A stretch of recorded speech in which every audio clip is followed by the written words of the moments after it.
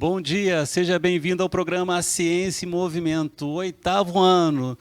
Na pauta de hoje, a entrevista com José Carlos Tavares, professor. Na nossa pauta, o que a inteligência artificial pode fazer pelo seu negócio. 4 de fevereiro de 2020, eu sou Márcio Campos, estamos começando uma nova edição do programa Ciência em Movimento. Fique com a gente volta já. Não perca tempo! Assine já a Tribuna de Petrópolis. Informação todos os dias na porta da sua casa ou escritório. Vantagens exclusivas no maior classificados da região. Promoções especiais para você que é assinante. Ligue agora, 2244-2408. Tribuna de Petrópolis. TGTec Soluções em Áudio e Vídeo. Trabalhamos com eletrônica, elétrica e informática, microfones, mesa de som, câmeras e cabos em geral e muito mais. Telefone 98802-7146. TGTec é serviço e garantia de excelência. Fique por dentro da programação da Rede Petrópolis. Você também pode ver os nossos programas no aplicativo RPT Play. Baixe grátis e assista quando quiser, onde quiser. Doutora Aline Matos, osteopata fisioterapeuta formada pela Escola de Osteopatia de Madrid, EON. Preparou o espaço pensando em proporcionar a você qualidade de vida e bem-estar, com a osteopatia que trata a causa do seu problema na raiz, reduzindo e até eliminando suas dores. O espaço também conta com o apoio de profissionais da área de estética, com tratamentos faciais e corporais. Venha nos fazer uma visita e conhecer nossos serviços. Telefone 3302-1250. A Academia Move Concept fica na Avenida Getúlio Vargas, número 610, Quitandinha. Curta nossa página no Facebook, Espaço Aline Matos, e acompanhe nossas postagens.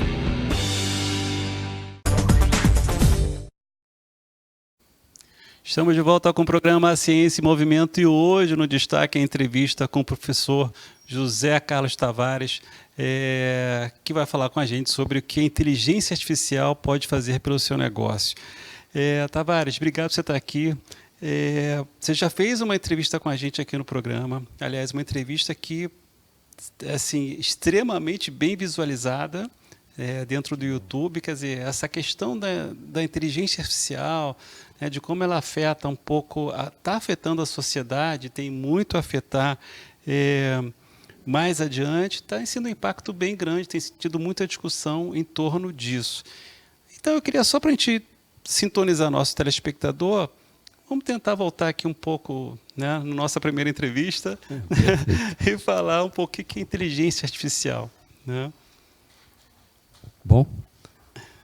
Bom dia, caros telespectadores. Bom dia, Márcio. É uma honra estar aqui com você para falar de um tema que é hoje muito em voga, que é a utilização dos computadores para que exibam um comportamento inteligente e, nesse comportamento inteligente, possa prover benefícios a pessoas e às empresas.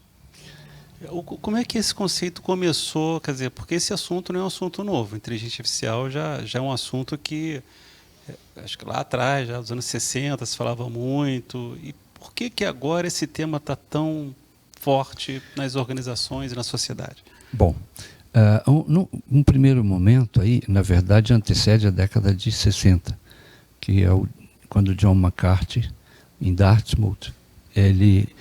na primeira convenção que se falou sobre a questão da inteligência através das máquinas, cunhou o termo inteligência artificial.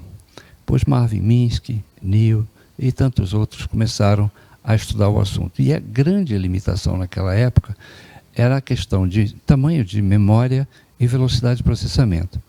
Por que hoje nós temos um boom de aplicações da inteligência artificial? Exatamente porque evoluíram, as máquinas em termos de capacidade de processamento, velocidade, portanto. Hoje já se fala em petaflops, se trabalhava na época em flops apenas, para dar uma ideia de quantas vezes pulsa lá a máquina que processa. O ciclo básico chama-se flip-flop, Então, a quantidade deles por unidade de tempo define o que a gente chama aí de uma medida da velocidade computacional. Máquinas como o Santos Dumont, eles estão na faixa dos petaflops. A Santos Dumont é a máquina aqui do LNCC, exatamente, é um supercomputador. É um supercomputador. Há outras máquinas abaixo do México, mas essa é uma das mais poderosas. Bem, o termo veio junto com um termo que já está esquecido, que é cérebro eletrônico. Isso mesmo. O cérebro eletrônico parece que não agradou, por conta das questões culturais, dos valores da época, podemos dizer assim, não vingou. E aí, quando passou a se chamar computador, as empresas começaram a se interessar, e hoje esse objeto está no bolso, né, da nossa camisa, do nosso casaco. Porque o primeiro computador tinha muito menos capacidade de processamento do que o celular que está agora aí, próximo ao colega telespectador, ao nosso querido cidadão que nos assiste. Então, basicamente, foi em 1956 essa conferência, em seguida no MIT se instituiu o primeiro laboratório de inteligência artificial, Marvin Minsky, McCulloch e outros tantos interagiam, depois veio o Stanford, aí a coisa abriu. Na década de 70, algumas linguagens, o John McCarthy, por exemplo, desenvolveu o Lisp, que é um sistema que, digamos assim, é uma reprodução muito, mas muito limitada do que seria o pensamento simbólico humano naquilo que chamamos de processamento de racionalidade, usando regras através de listas e ordens de prioridade, era possível produzir algum comportamento que imitasse a inteligência humana para resolver problemas. E aí as coisas foram desenvolvendo. Até hoje nós entendemos a inteligência artificial como uma espécie de inconsciente da computação. Qualquer problema que ainda não tinha ou não tem solução computacional, ele ficava no domínio da IA. E quando sai, né, a solução é encontrada, abre-se um domínio próprio. Então, por exemplo, a computação algébrica. Consciente, né? A computação algébrica, que é um pensamento típico, matemático, simbólico. Quando veio linguagens como o Lisp, o Reduce e outros tantos, se tornou possível fatorar polinômios, se tornou possível multiplicar matrizes imensas de uma forma mais, eu diria, inteligente. Então, nasceu aí a computação algébrica.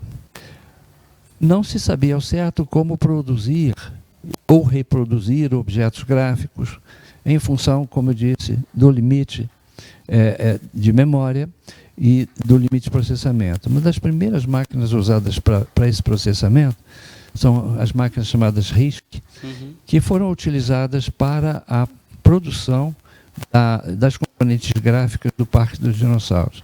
Esse é um marco importante que aparece ali mais uma coisa que nasce na inteligência artificial, que é a capacidade de renderização.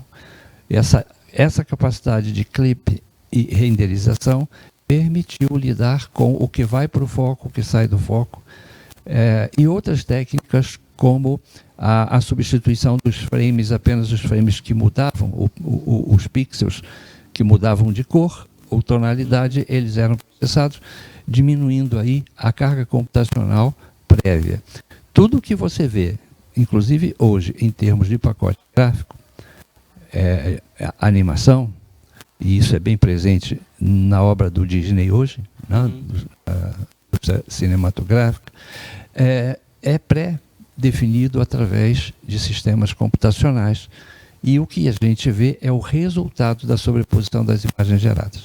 Essas máquinas se tornando mais inteligentes, com heurísticas, com regras que não são necessariamente decorrentes de teoremas, mas da praxis do cotidiano.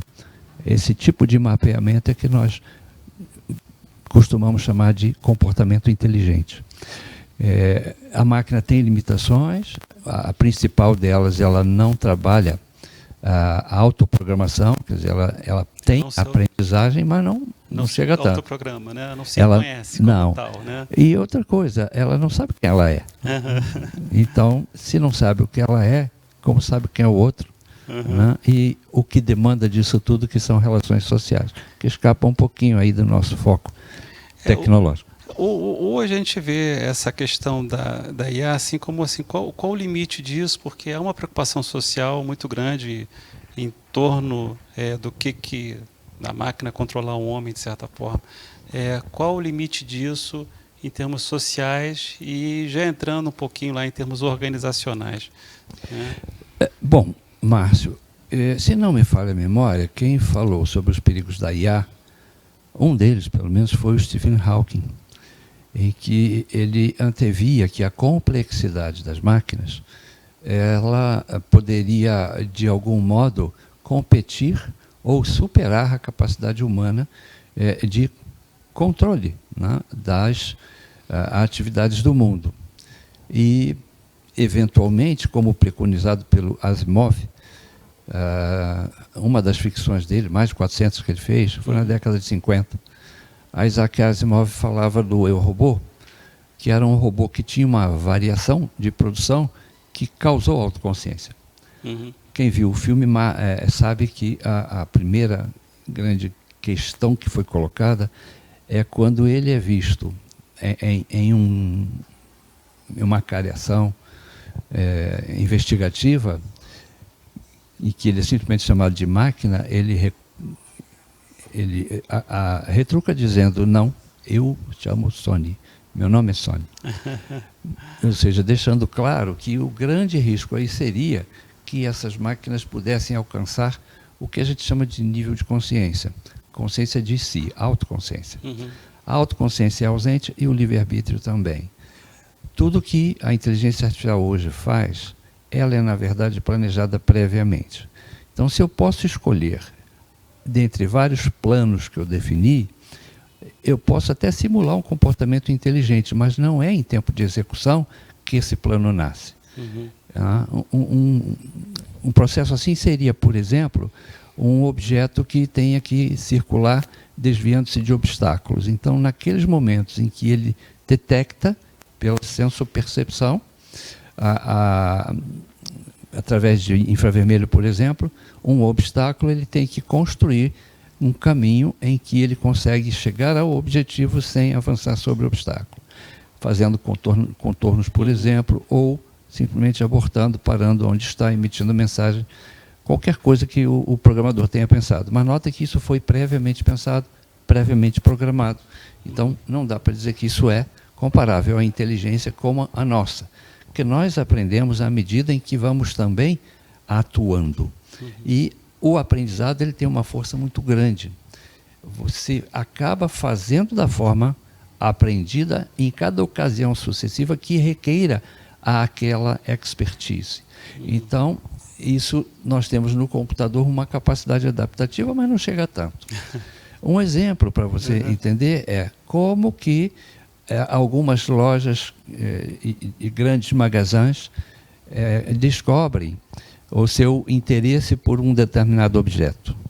Como que, de repente, uma companhia aérea descobre que você quer uma passagem para Porto Alegre?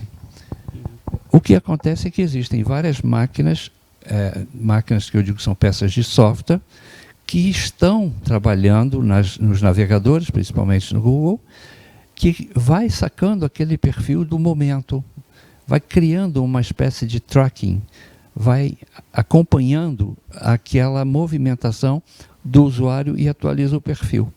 Esse perfil, então, é disponibilizado para as máquinas que foram contratadas pelos participantes do projeto.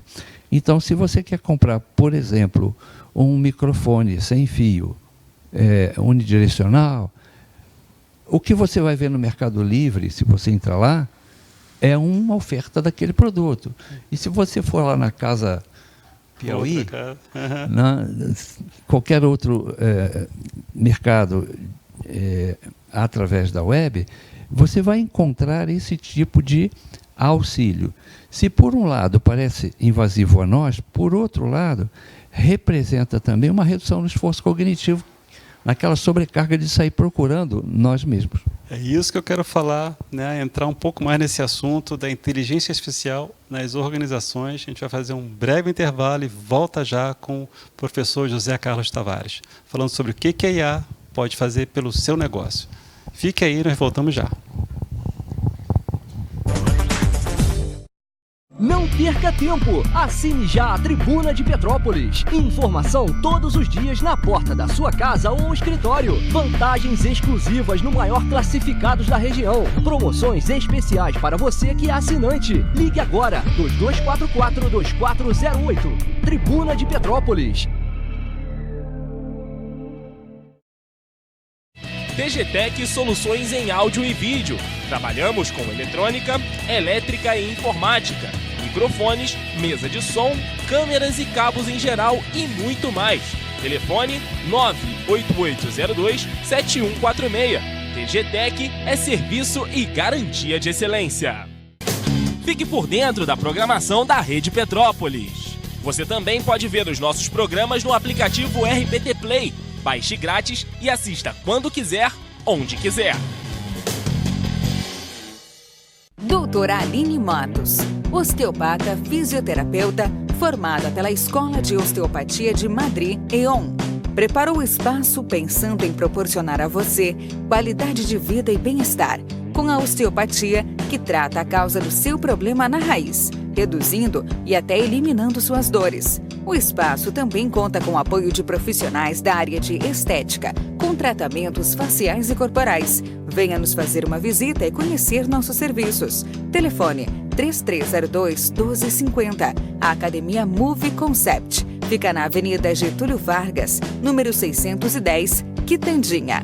Curta nossa página no Facebook, Espaço Aline Matos, e acompanhe nossas postagens. Estamos de volta com o programa Ciência e Movimento, entrevistando o professor José Carlos Tavares, e estamos conversando sobre o que a inteligência artificial pode fazer pelo seu negócio, e nessa parte da entrevista falando exatamente da IA no negócio.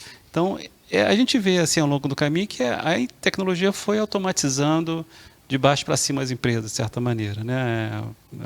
A parte mais básica, mais operacional, depois os sistemas gerenciais, né, ali no meio da estrutura organizacional, depois os sistemas estratégicos, né, isso andando, né, às vezes um pouco em conjunto, às vezes, né, e agora a gente está uma outra etapa, que são a aplicação dos sistemas inteligentes, que chegaram aí para ficar, para conhecer melhor o seu cliente, para alavancar vendas, para conhecer clientes e oferecer produtos daquela empresa. Então, como é que a IA começa a ser incorporada dentro das organizações? O que isso impacta para essas organizações? Bom, só como exemplo, eu acho que cada um de nós que tem um celular já deve ter passado, né, por aquelas chamadas que ligam para você para oferecer produto.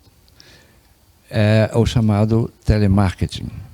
Mas ele, às vezes, é enfadonho e atinge a pessoa, digamos, que não é interessante. A isso se chama de gerenciamento do cliente, dos interesses do cliente. Para fazer esse gerenciamento, a gente tem várias técnicas. Uma delas, que é muito comum, é casar padrões. Em inglês, é um programa que possa fazer o matchmaking, o casar os padrões, que é aquilo que o desejo do cliente indica e aquilo que é possível para o fornecedor oferecer.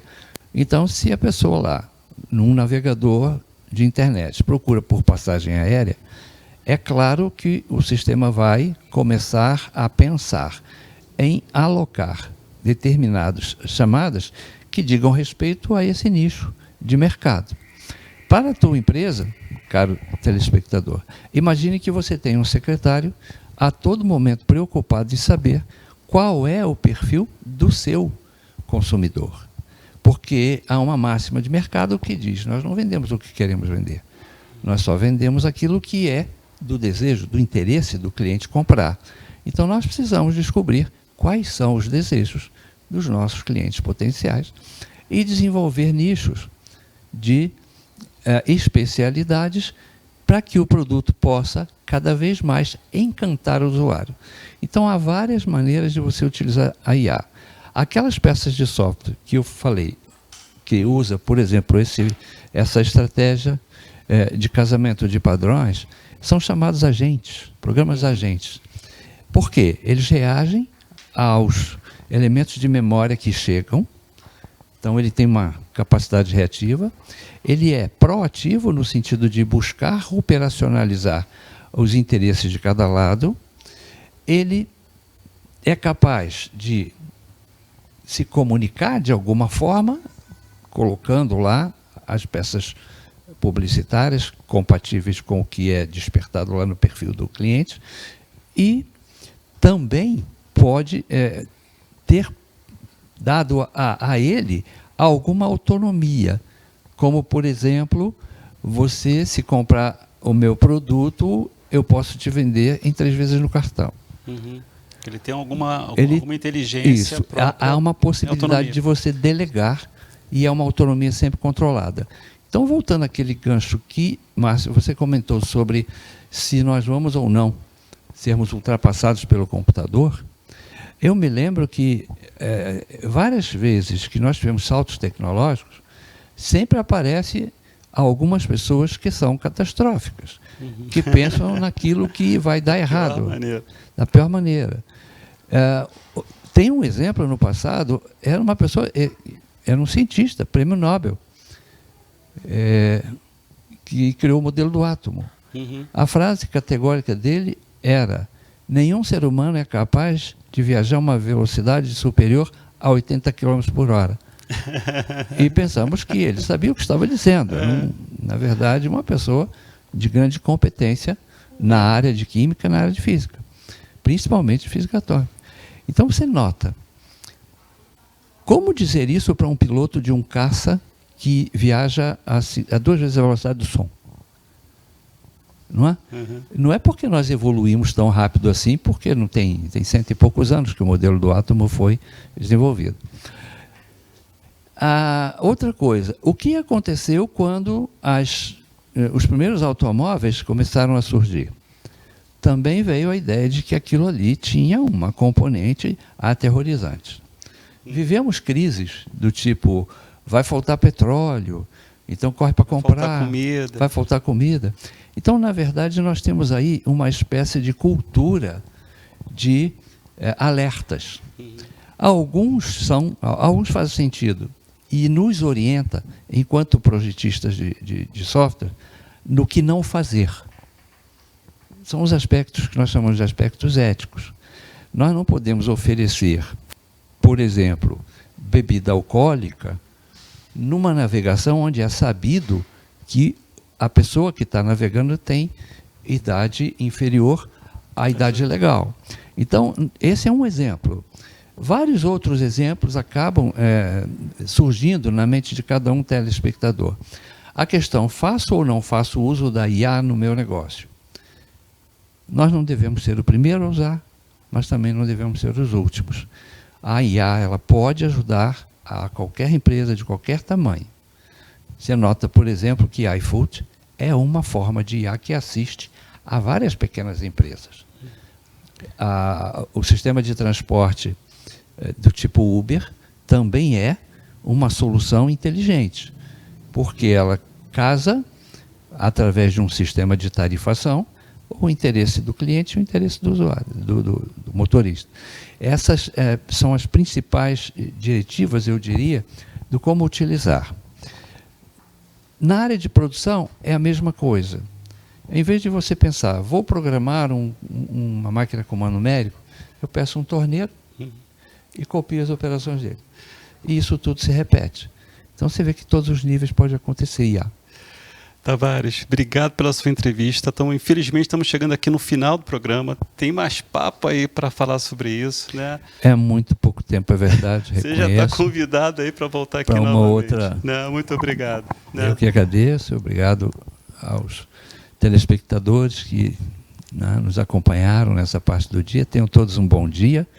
E, senhores empresários, que a sorte acompanhe todos vocês e a competência acima de tudo. Obrigado pela sua companhia. Até a próxima terça. Um forte abraço. Tchau.